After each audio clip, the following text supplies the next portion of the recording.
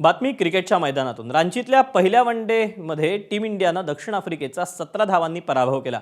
विराट कोहलीच्या विक्रमी शतकाच्या जोरावर भारतानं दक्षिण आफ्रिकेसमोर 350 धावांचं भलं मोठं आव्हान ठेवलं होतं, पण दक्षिण आफ्रिकेनं टीम इंडियाला जशास तसं प्रत्युत्तर दिलं।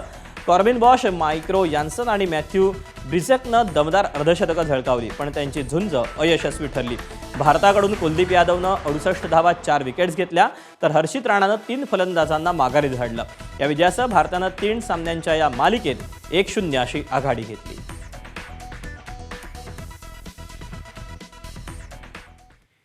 टीम इंडियाचा माजी कर्णधार विराट कोहलीनं आपल्या कारकिर्दीत आणखी एका शतकाला गवसणी घातली। विराटनं रांचीमध्ये 120 चेंडूत 135 धावा फटकावल्या।